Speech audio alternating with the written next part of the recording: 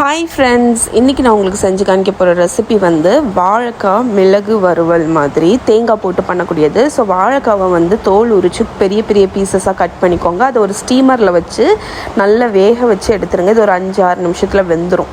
So இந்த மாதிரி வெந்ததுக்கப்புறமாட்டு ஒரு பேனில் ஆயில் ஊற்றிக்கோங்க. அதில் வந்து கொஞ்சம் உளுத்தம் பருப்பு, கடுகு, அதுக்கப்புறம் வரமிளகா, கருவேப்பிலை இவ்வளவும் போட்டு தாளித்ததுக்கப்புறமாட்டு நம்ம வேக வச்சுருக்கிற அந்த வாழைக்காவையும் போட்டு நல்ல ஒரு பெரட்டு மாதிரி பெரட்டிடுங்க. அதுக்கப்புறமாட்டு உப்பு, மஞ்சள் பொடி இந்த ரெண்டும் போட்டு ஒரு 2-3 மினிட்ஸ் வந்து அது நல்லா ஃப்ரை ஆகட்டும்.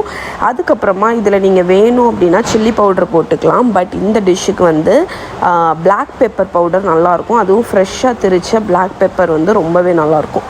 ஸோ இந்த ஸ்டேஜில் ஃப்ரெஷ்ஷாக திரிச்ச பிளாக் பெப்பர் ஒரு டீஸ்பூன் ஆட் பண்ணிவிட்டு துருவின தேங்காய் அதுவும் ஒரு 2-3 டேபிள் ஸ்பூன் ஆட் பண்ணி நல்லா மிக்ஸ் பண்ணிட்டீங்க அப்படின்னா வாழைக்காய் பெப்பர் வறுவல் ரெடி.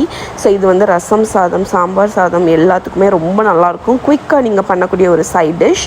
இதை கண்டிப்பாக ட்ரை பண்ணி பாருங்கள். ட்ரை பண்ணி பார்த்துட்டு எப்படி இருக்குன்னு சொல்லுங்கள்.